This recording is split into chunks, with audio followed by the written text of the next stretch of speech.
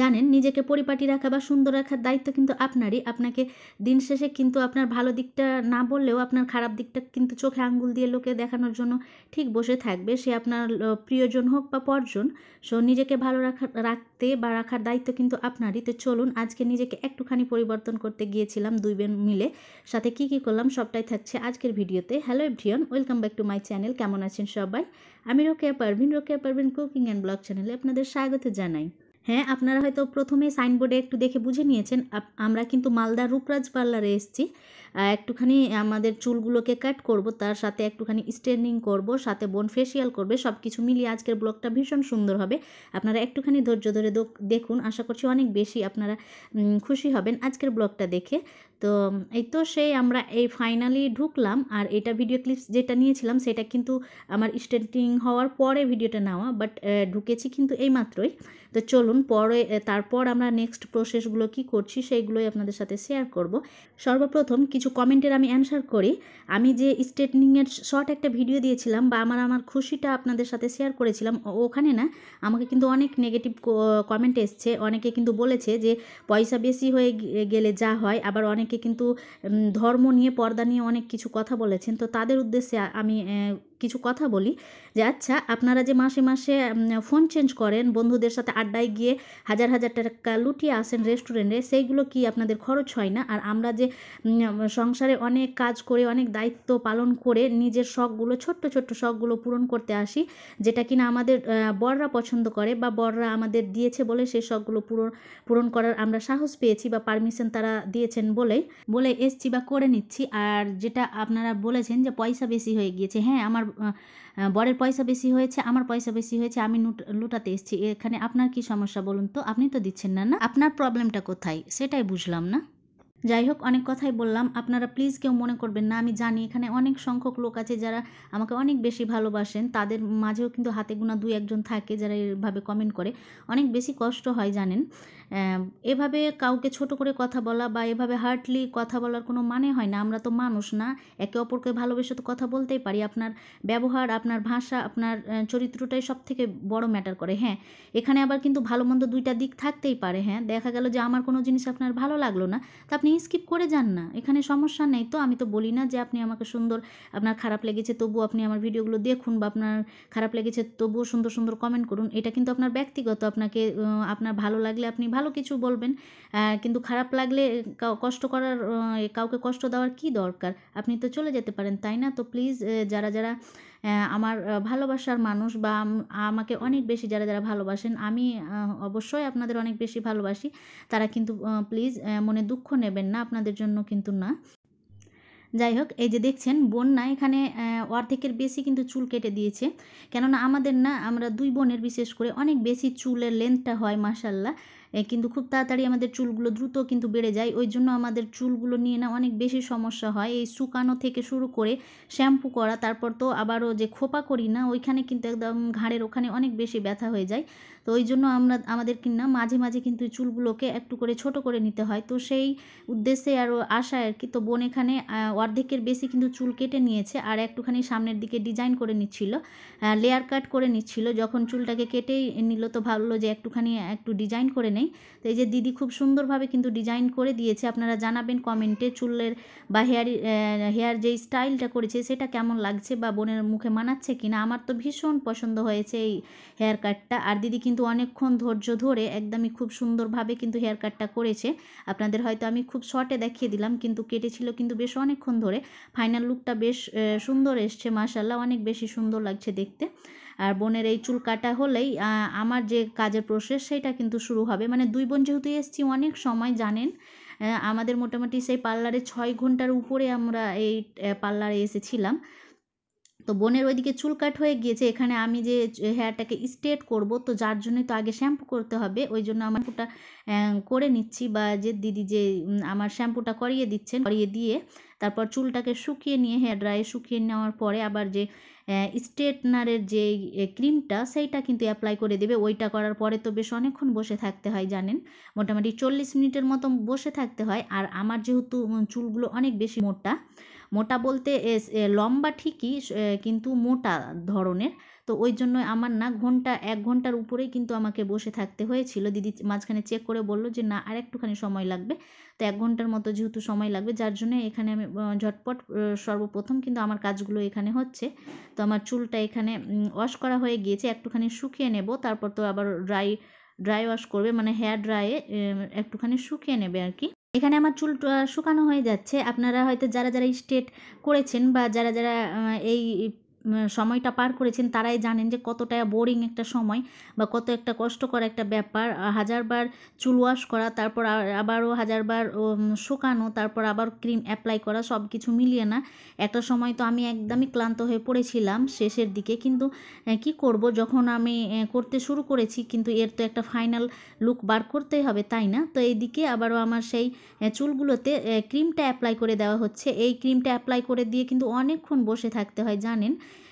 অনেকে দিদি তো বলে যে বাকিদের নাকি 40 মিনিটের উপরে বসে থাকতে হয়। আমার কিন্তু মোটামুটি ওই 1 ঘন্টার উপরেও বসে থাকতে হয়েছে। কেননা আমার চুলটা বললামই প্রথমে একটু যে আমার চুলটা একটু মোটা ধরনের, আর দিদি চাইছিল যে আমার লুকটা একদমই ফাইনাল লুকটা যেন একদমই প্রপার আসে। আমি যেহেতু দেখছেনই ছোট্টখাট্ট ব্লগার বা ব্লগ করি, তো দিদি চাইছিল যে আমার লুকটা যেন অনেক বেশি সুন্দর আসে, সেখান থেকে যেন আপনাদের কাছেও সেই বার্তাটা পৌঁছায় যে দিদি এখানে কাজগুলো কত সুন্দরভাবে করে নেয় আর ফিনিশিংটা দিদি কত সুন্দর দেয়। কিন্তু সত্যি বলতে বাস্তব সত্য কথা, আমি কিন্তু এখানে কোনো রকম প্রশংসাই এখানে আমি এমনি মিথ্যা যে প্রশংসা বা শুধু যে প্রশংসা করছি তা কিন্তু না। সত্যি দিদির কাজ অনেক বেশি সুন্দর। আপনারা একবার হলেও কিন্তু এসে একবার করে যাবেন আর দেখবেন। যদি কোনো রকম আপনারা ফল পান তো আমাকে কিন্তু শোনাতে পারেন, এর দায়িত্ব কিন্তু আমি নিতে পারি। এখানে যেহেতু আমরা অনেকক্ষণ থেকে ওয়েট করছিলাম, দিদি না আমাদের জন্য একটু টিফিনের ব্যবস্থা করেছিল। যেহেতু অনেকক্ষণ থেকে আমরা বসে আছি, বিরক্তি একটা ফিল হচ্ছিল, দিদি মাঝখানে আমাদের জন্য টিফিনের ব্যবস্থা করেছিল। তারপর আবারও এখানে বোনের মুখে এই যে ওর ফেসিয়াল যে করবে, যার জন্য এখানে ও ফেসিয়ালের জন্যই কিন্তু বাকি প্রসেসগুলো দিদি করে নিচ্ছিলেন। যেটা দেখছেন মেশিনটা, সেটা হচ্ছে হাইড্রা ফেসিয়াল যে একটা মেশিন। আমি তো সঠিক বলতে পারি কি না, তবুও যেটুকু আমি আপনাদের সাথে জানি সেইটুকুই বলছি। লোটাস প্রফেশনালের একটা বোন ফেসিয়াল করে নিচ্ছে, যেটা কিনা এই মেশিনের দ্বারাই হবে। দিদি এখানে আমাকে কি বলে যাচ্ছিল, আমার তো এতগুলো মাথাতে গুলাচ্ছিল না, তবু একটু শুধু আপনাদের সাথে ভিডিও শেয়ার করছিলাম। আপনারা যারা আসবেন তারা কিন্তু বুঝে শুনে এই কাজগুলো করে নিতে পারবেন। দিদি না খুব ভালোভাবে বুঝিয়ে দেন। ও না খুবই ভালো মনের একটা মানুষ, আপনার সাথে একদমই মিশে গিয়ে কথা বলেন। আর আপনার কি প্রবলেম সেইটা কিন্তু জানতে চান, আপনার কি প্রবলেমটা কিভাবে সলভ হবে সেইটাও কিন্তু উনি বলে দেন, খুব সুন্দরভাবে বুঝিয়ে দেন। আর আমার সাথে কিন্তু দিদির বন্ডিং বেশ ভালো, যার জন্যই আরও এখানে আসা। আপনারা হয়তো ভাববেন যে মালদা আবার দূরত্বটা অনেক বেশি, অনেকে হয়তো ভাবতে পারেন। কিন্তু দিদি জানেন যে দিদির কিন্তু পার্লার আবার কালিয়াচকেও আছে। উনি কিন্তু কালিয়াচকেও সপ্তাহে 1-2 দিন করে যান। আপনারা যদি অ্যাপার্টমেন্ট নেন বা আপনারা যদি চান দিদির সাথে কন্ট্যাক্ট করে কিন্তু আপনারা কালিয়াচকেও সেম কাজগুলো করিয়ে নিতে পারেন। আবার যদি আপনারা মালদাতে আসতে চান তাহলেও কিন্তু আসতে পারেন। মালদাতে দিদির বাড়ি যেহেতু আছে, এখানে কিন্তু আপনারা অল টাইমই অ্যাভেলেবেল পেয়ে নেবেন। আর আপনারা যদি কন্ট্যাক্ট নম্বর চান তো সর্বপ্রথম কিন্তু আমি দিদির যে এন্ট্রি ঢোকার টাইমে যে একটা পোস্ট ছিল বা ছিল, ওইখানে কিন্তু দিদির কন্ট্যাক্ট নম্বর আছে। আর আপনারা যদি চান তো আমাকে কমেন্টে বলবেন, আমি অবশ্য কমেন্টে আপনাদের বলে দেব দিদির কন্ট্যাক্ট নম্বরটা। তো আপনারা গেলে না অনেক সুন্দর একটা লুক বা ক্রিয়েট করে নিয়ে আসতে পারেন। এই যে এখানে দেখছেন কি একটা জিনিস দিয়ে যেন উপরের সব ময়লাগুলো বা নোংরা যে ডাস্টগুলো আছে সেইগুলো কিন্তু একটু চেঁছে নেওয়া টাইপের করে চেঁছে নিল। তারপর এখানে একটা ঠান্ডা টাইপের একটা কিছু দিচ্ছিল, যেটা আমিও একটু শুধু ফিল করলাম, মানে হাতে টাচ করে দেখলাম যে বেশ ঠান্ডা। কিন্তু বোন তো সেই রিল্যাক্সে শুয়ে, ওর তো সেই আজকাল মনে হচ্ছে সেই ওর রেস্ট হচ্ছে। তো সে কিন্তু বসে আর তার মুখে কিন্তু সেই প্রসেসগুলো চলছে, দেখছেন এখনই কিন্তু অনেক বেশি গ্লো করছে। এই যে প্রথমে একটা ক্রিম দিয়ে যে ফেসিয়ালটা করে দিয়েছিল না হাত দিয়ে, সেটা কিন্তু আপনাদের সাথে শেয়ার করা হয়নি। তো সেইটা মুছে দেওয়ার পরে কিন্তু আলহামদুলিল্লাহ বেশ অনেকটাই গ্লো করছিল। তারপর তো এতগুলো প্রসেস আবার চলছে। ওইটা সেকেন্ড প্রসেস হয়ে যাওয়ার পরে আবার ওইটা থার্ড প্রসেস, এটা আবারও কি যেন একটা করে নিচ্ছে। প্রত্যেকটা স্টেপ বাই স্টেপ কিন্তু ওনারা করে নিচ্ছিলেন। এখানে যেহেতু হাইড্রা ফেসিয়ালে 10টার মতো থাকে, ওই আপনার ফাংশান থাকে, তো প্রত্যেকটাই কিন্তু ওনারা অ্যাপ্লাই করে নিচ্ছিলেন। এখানে একটা ফেস মাস্ক ওনারা ঘুলে নিচ্ছেন। এই যে পুরো লোটাসের একটা সিরাম আছে সেইটা দিয়েই কিন্তু পুরো মাস্কটাকে ভিজিয়ে নেবে, তারপর তো মুখে অ্যাপ্লাই করবে। দাঁড়ান, এর মাঝে আবার দিদি আমার চুলটা চেক করে দেখে নিচ্ছিল, বাট চেক করার পরে বলল যে না, এখনও আরও 10 মিনিট লাগবে। যেহেতু প্রথমে বলেছিলাম 40 মিনিটের লাগে, 40 মিনিট পর কিন্তু দিদি চেক করে দেখছিল, দেখে আবারও বলল যে না, তোমার আরও এখন 10-15 মিনিটের মতো লাগবে। তো সেই 10-15 মিনিট আবারও ওয়েট করছিলাম, কিছু করার নেই। ফাইনাল যে রেজাল্ট সেটা না আসলে তো আর আবার আমরা ওখান থেকে আবারও বেরাতে পারবো না। তো এখনই বসে বসে ওয়েট করছিলাম, আর এর মাঝে না অনেক বেশি মাথা যন্ত্রণা শুরু হয়েছিল, যেহেতু অনেকক্ষণ থেকে ভিজে আছি না বলুন। এই যে মোটামুটি 3 ঘন্টা থেকে আমি ভিজেই আছি এমনভাবে চুল নিয়ে। তো তারপর না দিদি আমাদের জন্য আবারও চা করে নিয়ে আসলো। সত্যি দিদি অনেক ভালো, জানেন, আপনারা একবার মিশবেন তো বুঝতে পারবেন যে সত্যি মানুষটা কত না মিশুক। তো আমরা চা ওখানে খেয়ে নিচ্ছিলাম, তারপর বোনের এইখানে মুখে একটা যে মাস্কটা রেডি করেছিল সেইটা কিন্তু এখানে লাগিয়ে দেওয়া হয়েছে। বোনেরও এইদিকে কিন্তু কাজ হচ্ছে, মাঝে মাঝে কিন্তু আমারও কাজ হচ্ছে, দুই বোনের কিন্তু একসাথে কাজগুলো হয়ে যাচ্ছিল। এই যে সে কত বেশি রিল্যাক্স করছে, দাঁড়ান ওর মুখের ওইখানটাই একটুখানি ঠিক করে দেই। এই যে নাকের এই পাশটাই কিন্তু মাস্কটা ঠিকভাবে লেগেছিল না, তো আমি ওইটা একটুখানি ঠিক করে দিচ্ছিলাম। আবারও দিদি উপর থেকে কিন্তু ওর চোখের উপরে একটুখানি আবার সেই মাস্কগুলোর টুকরোগুলোই দিয়ে দিচ্ছিল। দাঁড়ান এদিকে একটুখানি চা খেয়ে নেই। সত্যি কী যে রিল্যাক্স লাগছিল মাথা যন্ত্রণার পর এমনভাবে গরম গরম চা, সত্যি অনেক বেশি ভালো লাগছিল শরীরটা। এদিকে আবারও সেই আমার চুলগুলোকে একটুখানি শুকিয়ে নিচ্ছিল, আর এর মাঝে কিন্তু একবার কিন্তু ওয়াশও করা হয়ে গিয়েছে, সেইটা আর আপনাদের সাথে শেয়ার করলাম না। কতবার না আপনারা আমার হেয়ার ওয়াশ দেখবেন, তো ওই জন্যই আর দেখালাম না। তো চুলগুলোকে একটুখানি আমি শুকনো টাওয়াল দিয়ে মুছে নিয়েছিলাম, তারপর এখানে আমার সব চুলগুলোকে আবারও সেই হেয়ার ড্রাই দিয়ে শুকানো হয়েছে, আর আবারও সেই স্ট্রেটনিংটা শুরু হয়েছে ফাইনালি এবার কিন্তু। এতক্ষণ তো শুধু ওয়াশ তারপর ক্রিমই হলো, এবার কিন্তু ফাইনালি শুরু হয়েছে সে আমার স্ট্রেটনিংটা। আর স্ট্রেটনিংটা করতেই মোটামুটি ঘন্টার উপরে লেগেছিল, জানেন। আমার যেহেতু চুলের অনেক গোছ, আপনাদের এর আগেও বলেছি, মানে চুলগুলো আমার অসংখ্য কিন্তু, তো এক একটা লেয়ার করতে না দিদিকে অনেক বেশি সময় লেগে গিয়েছিল। আর এর ফাঁকে কিন্তু দিদি আমাদের আবারও পিঠা দিয়েছিল খেতে, তো আমি আর পিঠাটা খাইনি, যেহেতু আমার এখানে কাজ হচ্ছিল, স্ট্রেটনিংটা আমার হচ্ছিল, ওইদিকে বোন খেয়ে নিয়েছিল। তো এই তো ফাইনালি আমার স্ট্রেটনিংটা কত না সুন্দর লাগছে দেখুন তো। সেই চুলগুলো একদমই ফিজি একটা চুল এখানে একদমই স্মুথ বা সিল্কি টাইপের হয়ে গিয়েছে, সত্যি অনেক বেশি ভালো লাগছিল। আমার যে সেই ইচ্ছেটা পূরণ হচ্ছিল, তাই না?